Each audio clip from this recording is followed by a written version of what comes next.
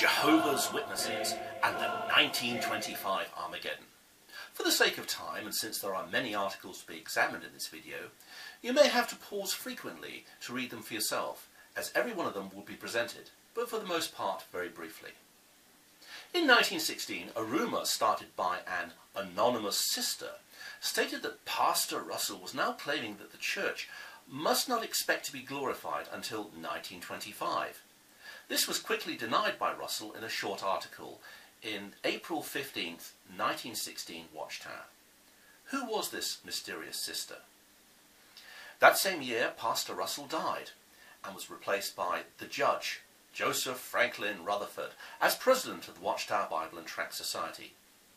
Strangely enough, the next year, in 1917, Rutherford began declaring that Abraham would enter his inheritance in 1925, and that this would bring an end to the world as we know it.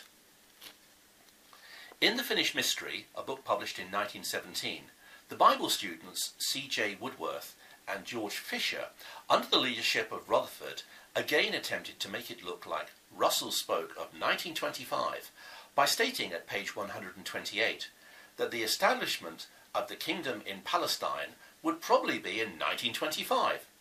70 jubilees multiplied by 50 years expire in October 1925. In 1918, the message became more emphasized, with 3 articles published in the Watchtower. The first article of June the 15th, at page 6279 of the reprints, declared that 1925 will be the beginning of the earthly phase of the kingdom of heaven. In August the 1st, at page 6302, he stated that 1925 will see the resurrection of the ancient worthies, and that during that time no general religious work will be done for the world. This was also found in the December the 15th Watchtower at page 6372. A public talk was given on February the 24th, 1918, in Los Angeles, California, titled "The World Has Ended. Millions Now Living May Never Die." 5 weeks later, on March the 31st, the title was changed to indicate absolute certainty. "The world has ended. Millions now living will never die." The public talk continued to be given until 1925. In 1919, Rutherford tried to bring in support from the deceased Pastor Russell once more, as did the mysterious sister in 1916, stating that Jerusalem will be the capital of the world, probably in 1925, and that from that centre all the seed of Abraham would be blessed. The year 1920 saw the urgency of the great message of the coming resurrection of the patriarchs of the Old Testament, with 4 articles published in the Watchtower and 1 booklet printed, titled after the numerous talks given, "Millions Now Living Will Never Die." Here we will have a brief reading from pages 88 to 90. The chief thing to be restored is the human race to life.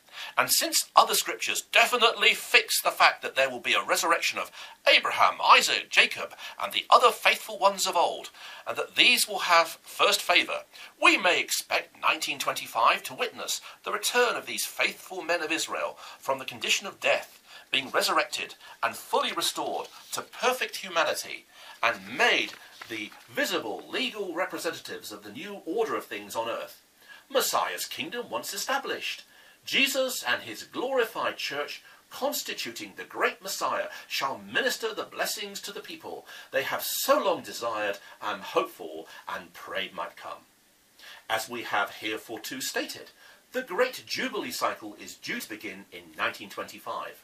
At that time, the earthly phase of the kingdom shall be recognized. Therefore, we may confidently expect that 1925 will mark the return of Abraham, Isaac, Jacob, and the faithful prophets of old, particularly those named by the Apostle in Hebrews chapter 11, to the condition of human perfection. And page 97.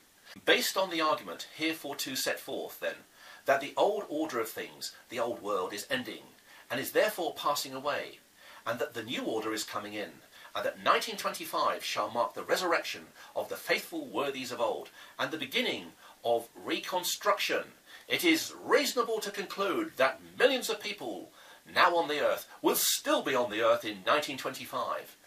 Then, based upon the promises set forth in the divine word, we must reach the positive and indisputable conclusion that millions now living will never die. In the Watchtower magazine, we could read the following. Outstanding dates, 1914 and 1925. The Watchtower, April the 15th, 1920, page 127. The sum of the ages of the 3 animals and the 2 birds is 11 years. If we take this literally and add these 11 years to the time when the iniquity of the antitypical Amorites is full, it gives the autumn of the year 1925. The Watchtower, July the 1st, 1920, page 204. Suppose we should be wrong in the chronology, and that the kingdom will not be fully set up in 1925. Suppose that we were 10 years off, and that it would be 1935 before the restitution blessings begin. Without a doubt, there are now millions of people on the earth who will be living 15 years from now, and we could with equal confidence say that millions now living will never die. Whether it be 1925 or 1935, restitution blessings must soon begin, as shown from all the evidence. The Watchtower, October the 15th, 1920, page 310. Someone asked me the other day, suppose you should be here in 1925, what would you do? I said, I believe I will be home in the Pleiades before then. The Watchtower, November the 1st, 1920, page 334. Fueled by the end of World War I, the depression in Europe and the Bolshevik War, it was easy to believe that the end of the world was near, and because of this, enrollment flourished amongst the Bible students. In 1922, 6 more articles were published, pushing forth the coming of the end. Russell was once again brought into the chronological picture, as Bible students were told to wait upon the Lord for 1925. The Watchtower, May the 1st, page 139. Regarding chronology, the leaders of the Watchtower are guided through the prayers of the saints for what appears in the publications. The Watchtower, May the 15th, page 147. As the Lord has placed his stamp upon 1914 and 1918, there can be no question about 1925 than there was about 1914. The Watchtower, May the 15th, page 150. 1925 will bring the millennium. Human woe will start to vanish. Disease, sickness and death will be no more. The Watchtower, June the 15th, page 180. The date, 1925, is even more distinctly indicated by the Scriptures, because it is fixed by the law of God, which he gave to Israel. The Watchtower, September the 1st, page 262. The dates, 1874 and 1925, are the beginning of the 2 times of restitution. The year 1925 will mark the beginning of the restoration of all things lost by Adam's disobedience. The Watchtower, November the 1st, page 346. In 1923, 7 articles were published as the time of the end drew nearer. If you love the Lord, you will work hard for the Watchtower, the kingdom, and you will not doubt 1925. The Watchtower, February the 1st, page 35. In 1925, God's will be done on the earth as it is done in heaven. The Watchtower of March the 15th, page 86. 1925 is definitely settled by the Scriptures. The Christian now has much more upon which to base his faith than Noah had upon which to base his faith in a coming deluge. The Watchtower, April the 1st, page 106. Present truth about chronology has shone forth since 1879. The Watchtower, May the 1st, page 138. The close of the Gospel Age is cited as being 1925. The Watchtower of October the 1st, page 303.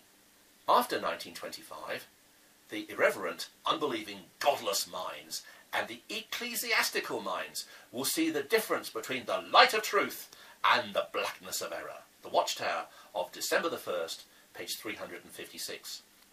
A letter from Russia cites how 1925 will show that the fulfillment of prophecy and how Russians are in great need of spiritual food from the Watchtower.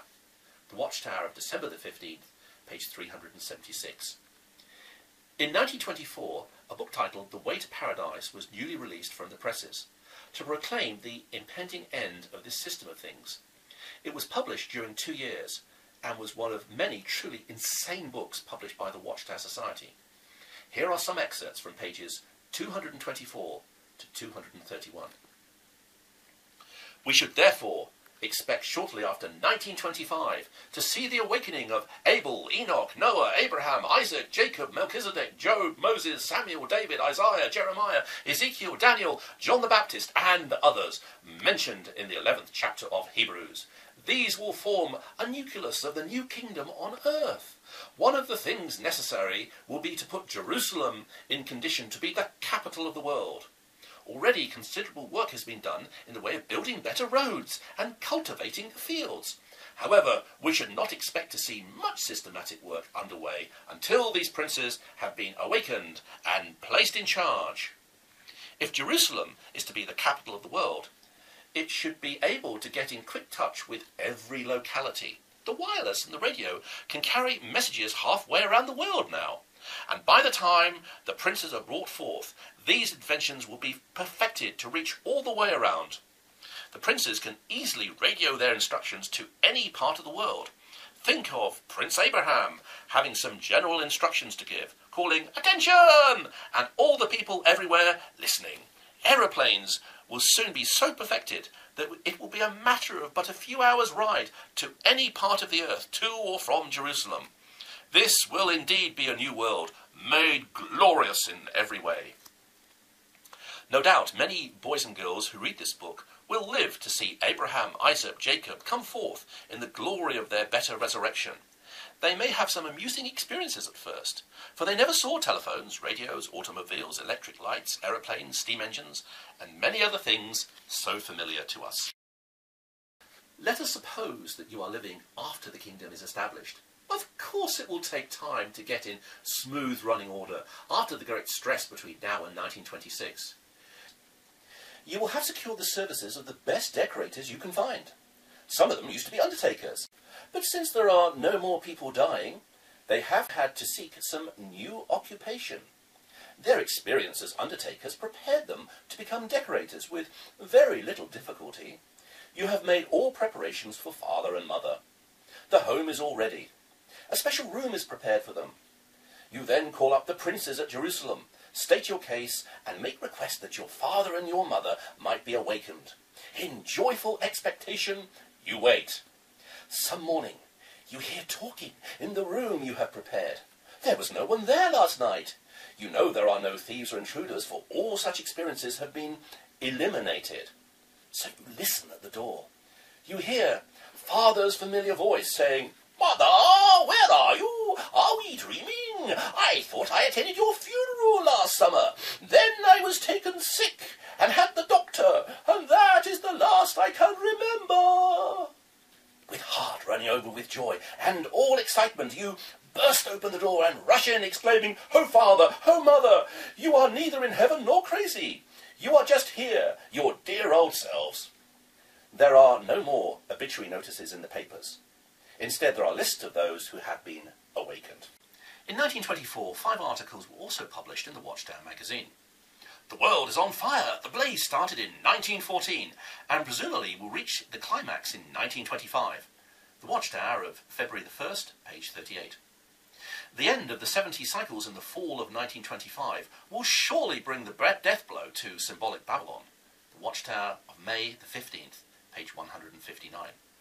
The Watchtower encourages its followers to work harder since 1925 is coming, and is beginning to state that the work may not be completed in 1925. The Watchtower of July the 15th, page 211. The Watchtower encourages its followers to be strong in the faith of 1925, although doubts seem to be growing. The Watchtower of August the 15th, page 247. It doesn't matter if the work is accomplished by 1925 or years later. Keep working for the kingdom.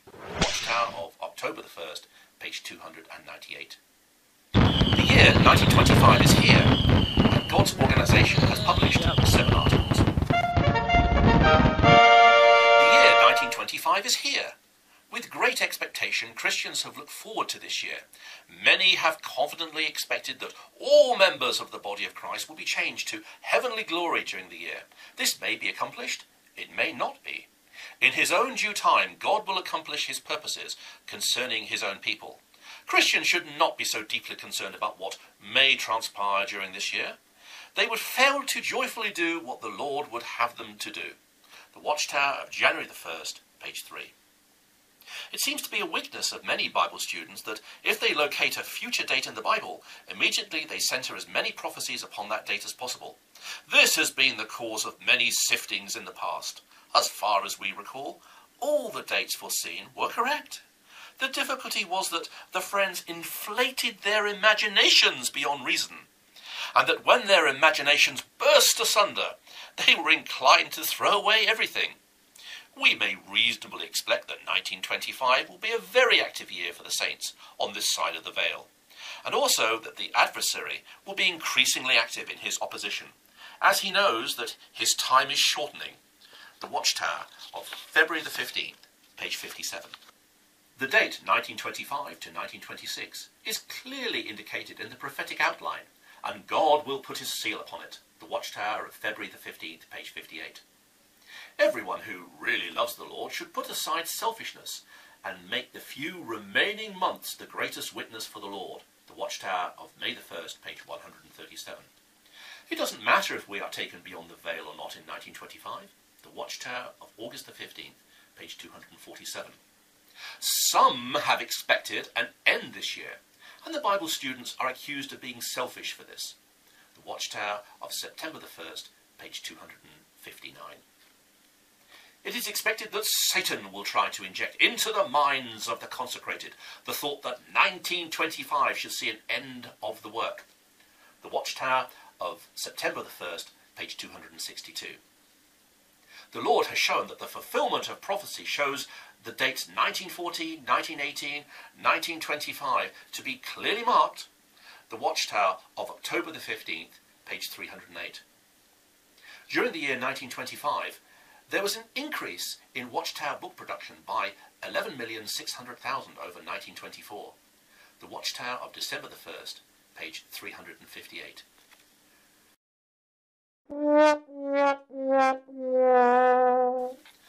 Finally, 3 more articles were published in 1926.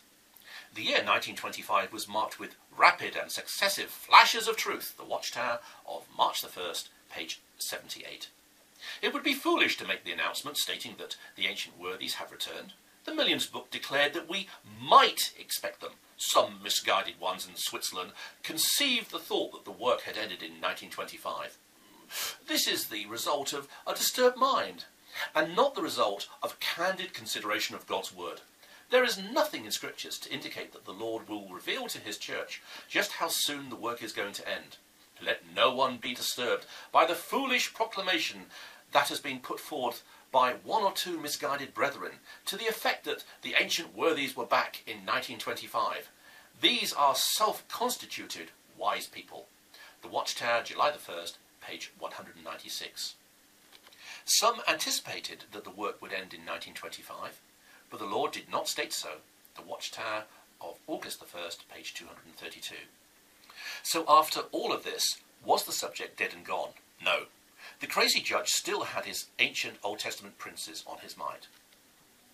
In 1929, the Watchtower Bible and Tract Society had a mansion built in San Diego, California, because they claimed that the prince would soon arise on board a plane to move to the United States. Never mind Israel. There are way too many problems over there. In a book titled Salvation, published in 1939, they declared the following at pages 311 and 312.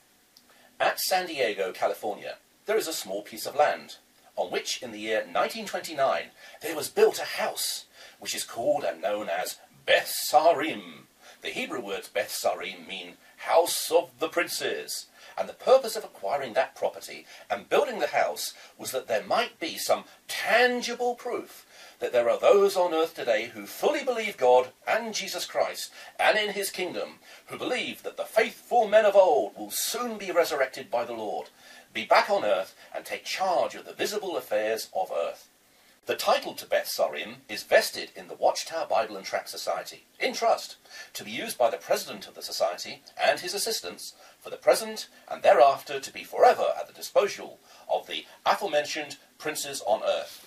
To be sure, everything then on earth will belong to the Lord, and neither the Lord nor the princes need others to build houses for them.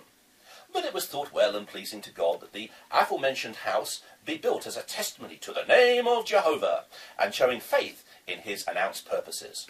The house has served as a testimony to many persons throughout the earth, and while the unbelievers have mocked concerning it and spoken contemptuously of it, yet it stands there as a testimony to Jehovah's name, and if and when the princes do return, and some of them occupy the property, such will be a confirmation of the faith and hope that induced the building of Beth-Sarim. So the insanity continued. An article in the Watchtower was also published on March the 15th, 1937, at page 86. The public press of Satan's organization has ridiculed this declaration of truth in no uncertain terms. But at the same time, they have been informed of this great fact, and many people, no doubt, believe that the faithful prophets will be back on earth ere long, and will assume the positions of visible agents of God and his King in the world. The public press has ridiculed and scoffed at Beth-Sarim, but those who love the Lord rejoice that this has been used as a means to publicly call attention to the faithful men whom God will bring forth. Finally, in 1942, the mad president of the Watchtower Society published a book called The New World, in which he wrote the last words on the princes. And hence those faithful men of old may be expected back from the dead any day now. The Scriptures give good reason to believe that it shall be shortly before Armageddon breaks. In this expectation, the house at San Diego, California, which house has been much publicized with malicious intent by the religious enemies, was built in 1930 and named Beth-Sarim, meaning House of the Princes. It is now held in trust for the occupancy of those princes on their return.